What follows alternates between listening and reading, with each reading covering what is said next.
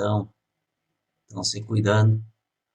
Lembrar de que o vírus Covid, ele está chegando em Porã, está se espalhando de forma rápida. É preciso a gente, nos próximos dias, semanas, se cuidar mais ainda, para não ser alguém transmissor, né, do vírus. Então, só esse alerta, né, que é importante a gente acompanhar a situação. Então, tenham mais cuidados, né, porque o vírus está espalhado pelo município, né, pelo que a gente consegue ver, muitos casos aumentando.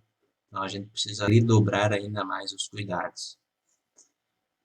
E a atividade que a gente fez na semana passada, liberou na semana passada no Padlet, a gente pode ver que tá ficando bem legal e parabéns para quem já conseguiu essa atividade, né, aqui atrás. Então vejam só, deu um probleminha na 82 que eu acabei liberando bem tarde essa informação, por isso que tem alguns que ainda não conseguiram localizar e responder.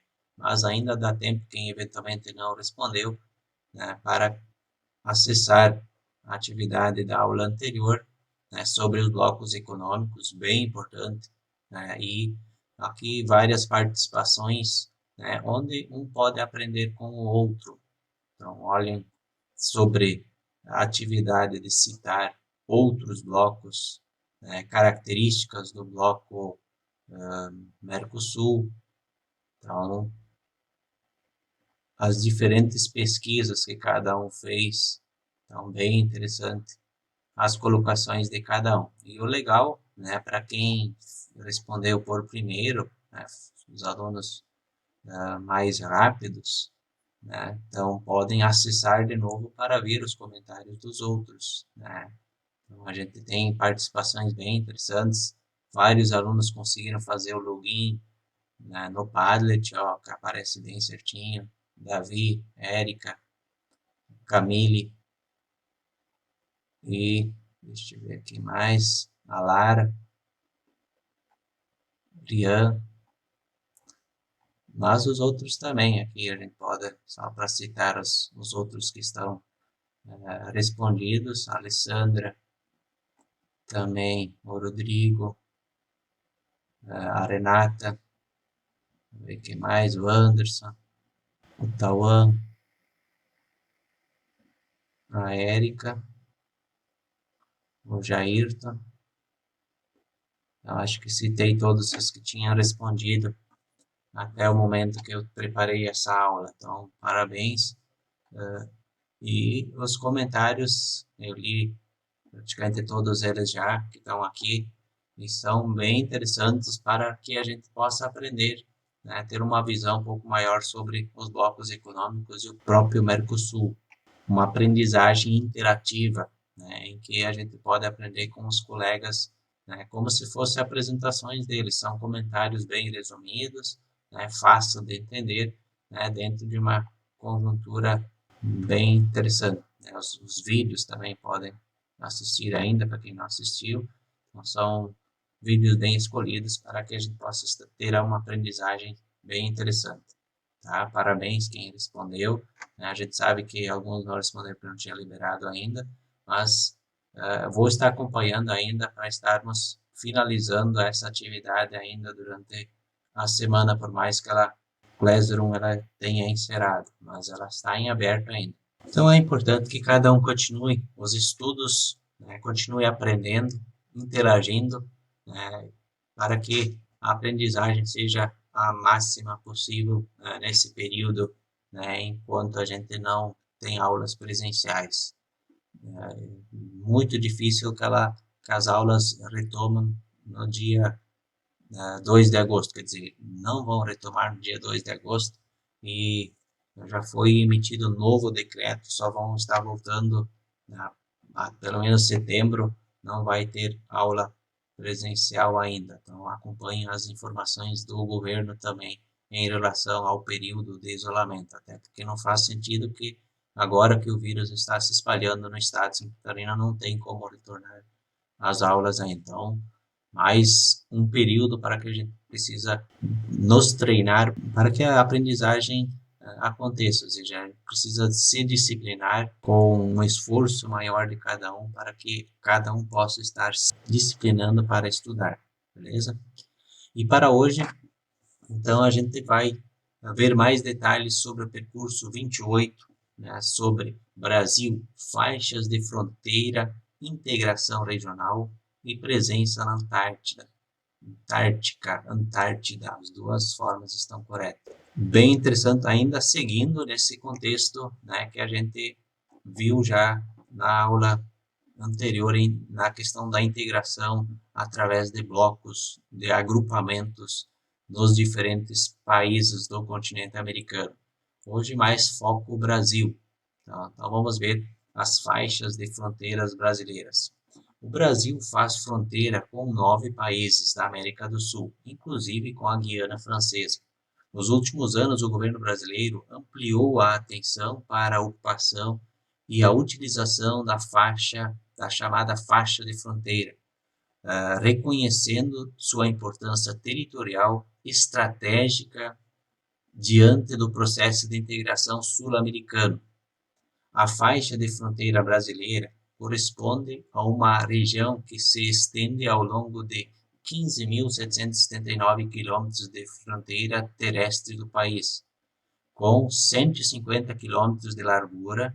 Essa longa faixa se estende por 11 unidades de federação e 588 municípios, abrangendo uma população aproximada de 10 milhões de habitantes. As faixas de fronteira de 2 países formam a zona de fronteira. Então, nós já vamos ver ali ao lado, onde parte expressiva das relações transfronteiriças se estabelecem nas chamadas cidades gêmeas. Quando a fronteira entre países é definida ou determinada por um curso de água, rio, lago, etc., diz-se que é fronteira molhada. Mas quando ela é definida por continentes, terras entre os países, demarcadas por marcos ou mapas com linhas determinados territórios de um país a outro, então ela se define como divisa seca. Então essas faixas de fronteira, a gente pode ver aqui no mapa, municípios de faixas de fronteiras em 2016. Então toda essa área aqui são consideradas regiões de fronteira, regiões fronteiriças. E vocês podem ver que a nossa região, né, é uma região que é considerada de fronteira. Então, essas regiões elas têm características bem interessantes de integração, né? Sobretudo aqui em Iporã, no oeste catarinense, a gente não consegue sentir tanta influência por nós estarmos numa região fronteiriça, justamente porque nós não temos uma divisa seca aqui. Nós temos o rio Peperi e ainda no outro lado nós temos uma faixa de preservação ambiental. Então a mata da Argentina acaba afastando, parece que nós estamos distante de um outro país. Então, nós não temos uma integração, mas se fosse uma divisa seca, aqui nós falaríamos a língua espanhola com extrema facilidade, justamente porque o país vizinho, além de outras línguas, né, que eles falam, né, em virtude se tem o contato, se tem negócio, se tem estabelecido muitos acordos que acabam facilitando essa integração entre os países. Né? Parece que é uma situação bem interessante, né, que nós aqui nessa região que a gente está, parece que estamos um pouco afastados disso, mas pela uma questão de mapeamento, nós estamos fazendo parte dessa região e também por isso a importância das escolas ensinar as línguas, né, para facilitar, para não ter problemas em relação à comunicação, né, dessas regiões. Então, nós aprendemos o espanhol, né, justamente por estarmos também nessa linha de fronteira e os países vizinhos, né, têm adotado como línguas oficiais a língua espanhola. e a língua inglesa, que, sobretudo, dos negócios a nível do mundo. Uma das questões que integra diferentes países da característica que eu acabei de falar são as cidades gêmeas, ou seja, são cidades que estão em dois países, tem um país, ou seja, é uma cidade só. Então são só divididas por rua e o negócio, o comércio, tudo funciona, né, dentro de uma integração total, né, de dois países com uma cidade só. Então, isso nós temos em várias regiões. Então, as cidades gêmeas correspondem a municípios cortados pela linha de fronteira terrestre ou fluvial, no rio, articulada ou não por obras de infraestrutura, com população superior a 2.000 habitantes e que apresentam grande potencial de integração econômica e cultural com países vizinhos. Nas cidades gêmeas, há intensa circulação de pessoas, mercadorias e capitais, mas também existem problemas ligados ao comércio ilegal de mercadorias entre os dois países, conhecidos como contrabando, tráfico de drogas, entre outros. Nessas cidades é comum uma prática comercial particular, denominada de comércio formiga, que ocorre quando os habitantes de uma das cidades deslocam-se para a cidade do país vizinho a fim de comprar produtos para um consumo próprio ou para revenda. A maioria das cidades gêmeas está na faixa de fronteira com o Uruguai, Argentina e o Paraguai. Com a Argentina, o Brasil tem 16 cidades gêmeas, das quais 8 estão situadas nas áreas limítrofes do Rio Grande do Sul com a província argentina, Corrientes e Misiones. Então vamos aqui ao mapa para visualizar onde que se tem as cidades gêmeas. A maior parte, vocês podem ver que está aqui na região sul, conforme o livro traz os detalhes. Então, muitas cidades em que essa integração do Brasil com os países vizinhos é bastante forte, ou seja, essa circulação de pessoas, de mercadorias, de negócios estabelecidos, onde muitas vezes acontecem muitas leis, muitas vezes podem ser dribladas, né, em relação a essas cidades, a esses espaços. Então, por isso que o livro reforça isso. A polícia, os setores responsáveis em regular para que tudo funcione certo, muitas vezes têm uma fiscalização mais intensa e encontram essas situações nessas regiões. Então, bem interessante a gente ver que a gente está nessa região também constantemente. A gente consegue acompanhar notícias como essas de questões irregulares, ilegais, né, por mais que existem vantagens bem interessantes em relação a essa integração que, né, conforme citado, né, nesse texto aí.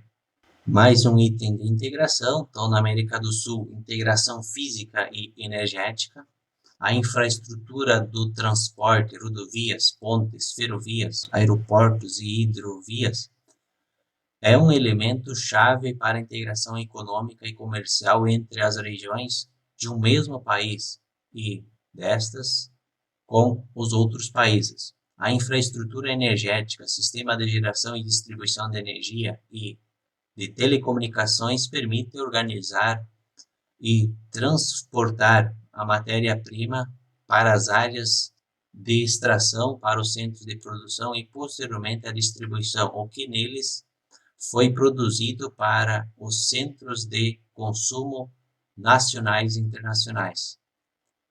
Ao contrário dos parceiros do NAFTA, os países sul-americanos ainda não têm infraestruturas modernas de integração de transportes, energias e telecomunicações, o que dificulta a circulação de mercadorias e de pessoas entre os territórios. Ao lado de fatores históricos, políticos e econômicos, a frágil integração física entre os países sul-americanos também ajuda a explicar por que os países do subcontinente apresentam índice de comércio intrarregional inferior às outras regiões do mundo.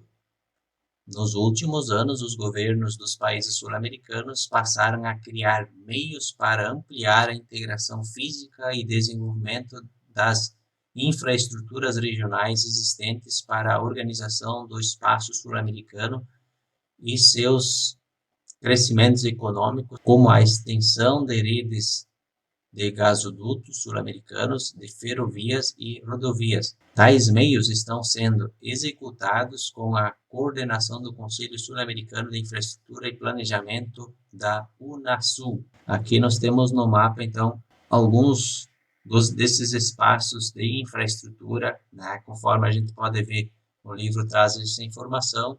Então, na América do Sul, a gente tem poucos a infraestrutura, né, que faz com que esse fato se possa integrar mais ainda, estabelecer negócios, né, em relação a isso comparado a muitos lugares do mundo.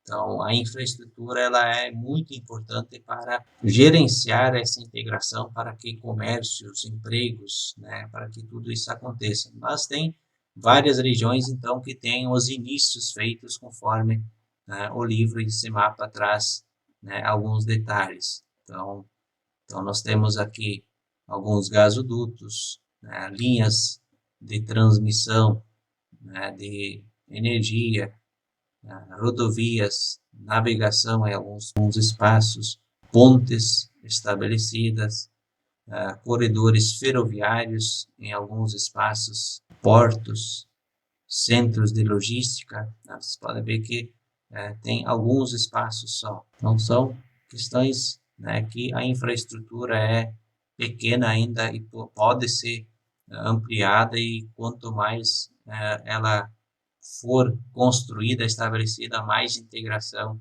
a gente pode ver que esses países podem se integrar bastante ainda nos próximos anos. Os desafios são grandes que se tem pela frente.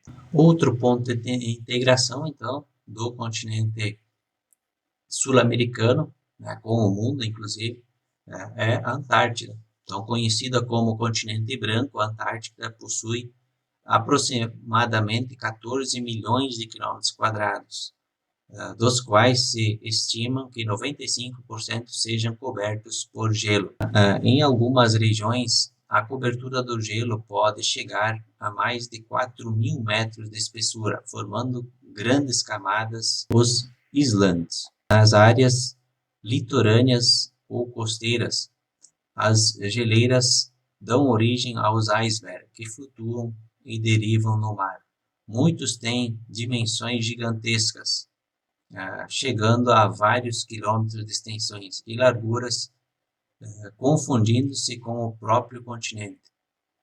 Quando se afastam dos polos, os icebergs encontram águas menos frias e se dissolvem. Então, aqui nós temos o mapa, então, com essas características do continente antártico.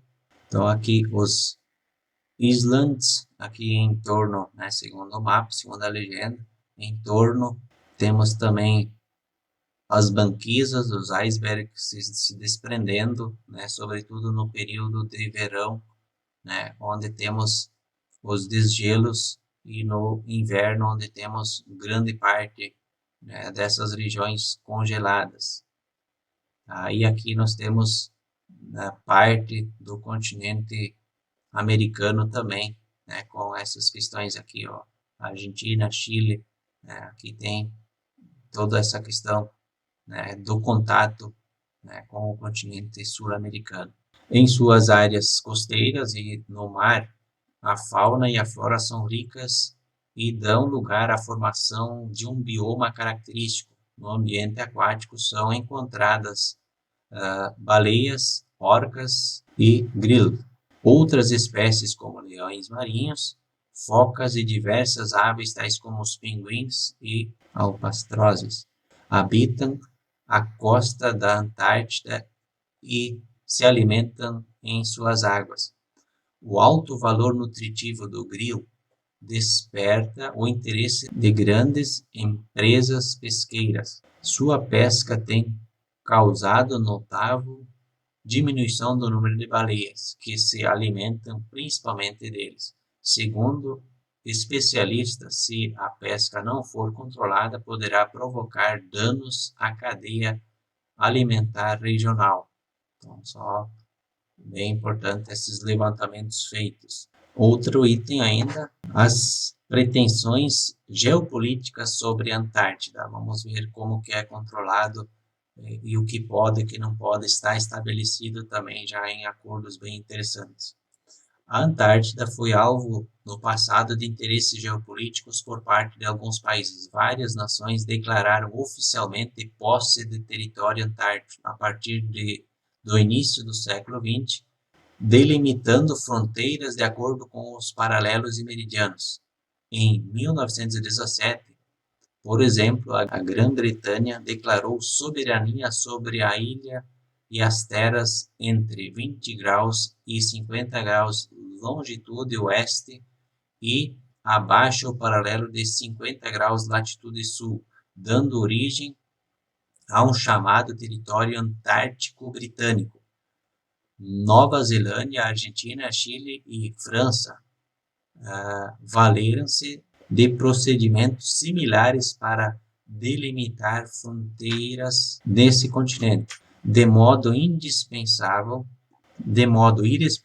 cogitou-se no passado a tornar a Antártida área de testes nucleares e que teria sido uma tragédia para a humanidade. Para pôr fim a esse tipo de apropriação do uso da Antártida, a partir de 1957, os países buscaram estabelecer acordos para a internacionalização do continente, e a Antártida foi transformada em santuário ecológico da humanidade, a base para estudos científicos. Vamos conhecer rapidinho o que é esse tratado e a importância dele. Então, o Tratado Antártico foi assinado em 1959 e entrou em vigor a partir de 1961.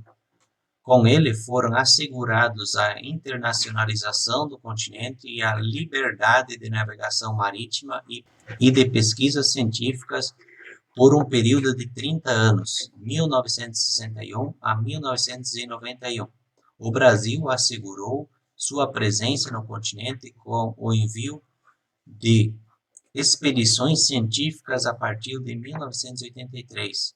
Atualmente, há na Antártida 70 estações de bases permanentes de pesquisas científicas de 30 países, que desenvolvem estudos em diversas áreas, destacando-se a pesquisas relacionadas à dinâmica atmosférica, que permitem compreender as mudanças climáticas em curso. O Tratado Antártico pode ser considerado um dos maiores sucessos de cooperação internacional da história. Na revisão, o Tratado Antártico, em 1991, em Madrid, na Espanha, assinou-se o protocolo sobre a proteção ambiental do Tratado Antártico, que ficou conhecido como Protocolo de Madrid. Pelas novas regras que entraram em vigor em 14 de janeiro de 1998, com a validade até 2048, as atividades humanas no continente devem buscar impacto ambiental zero. Entre as medidas adotadas, vetou-se levar plantas, animais ao continente, e todo o lixo produzido pelas estações de pesquisa é recolhido e devolvido aos países de origem. Também ficou proibida a exploração de recursos naturais no continente, rico em minerais. A preocupação em relação ao fluxo de turistas. Vejam só, um acordo, para a preservação da Antártica, muito legal, para que ninguém explore. A gente sabe, vocês até podem pesquisar sobre isso, tem confirmado a presença de muitos minerais, de petróleo e muitas riquezas no subsolo da Antártica que não pode ser explorado devido a esses acordos. Nenhum país pode ir lá, sabendo que já foi disputado no passado, que países queriam colonizar, cultivar e explorar. Então está proibido, num acordo bem interessante que foi firmado entre praticamente os países do mundo. Então vamos ver o Brasil no continente, nessa Antártida. As massas de ar que chegam na América do Sul, portanto, ao Brasil, têm sua origem na Antártida, na nossa região. As chuvas e as secas irregulares, que tanto afetam a agropecuária, poderão ser previstas com maior conhecimento da dinâmica atmosférica que ocorre na Antártida, o que por si só explica a necessidade que o Brasil em manter sua extensão científica nesse continente. A Estação Antártica Comandante Ferraz, localizada na ilha próxima à costa ocidental da Península Antártica, começou a operar em 1984.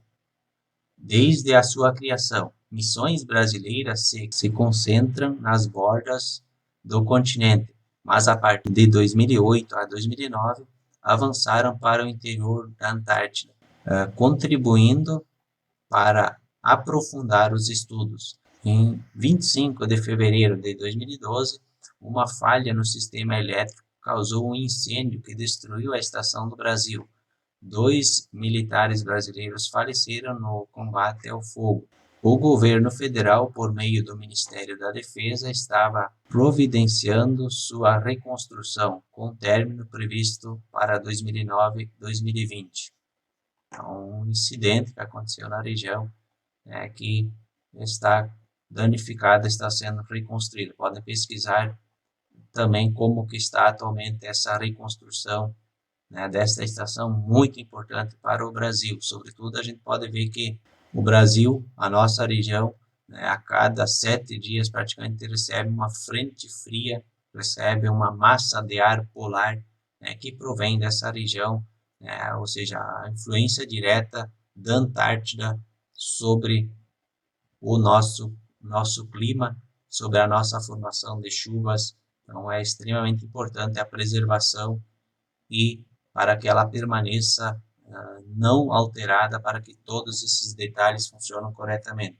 Então, essas são várias informações sobre a integração e toda essa questão da dinâmica dos países do continente americano que nós estamos estudando e essa dinâmica mais próxima de integração entre os diferentes pontos vistos hoje. E também o continente antártico, que parece que está distante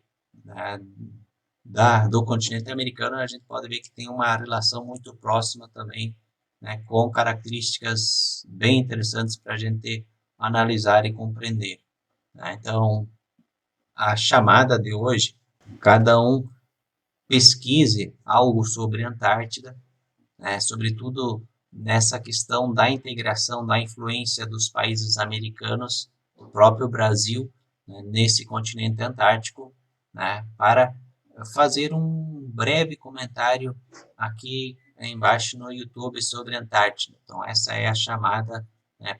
Pesquise alguma característica sobre a Antártica e coloque nos comentários aqui, sabendo que para conseguir comentar é preciso logar. É preciso, então, entrem com a conta do Estado mesmo, que faz parte desse kit que o Estado oferece, o acesso ao YouTube, assim como eu também estou usando a ferramenta do Estado, vocês também podem estar acessando. Então, façam esse login e comentem alguma característica sobre a Antártica nessa pesquisa que vocês fazem. Termina a atividade da semana passada e a atividade consiste em deixar um comentário sobre a Antártica. Se cuidem, tudo de bom. Então, essa semana é isso. E estudar, continuar o estudo do continente americano. Tudo de bom, se cuidem. Tchau, tchau. Até mais.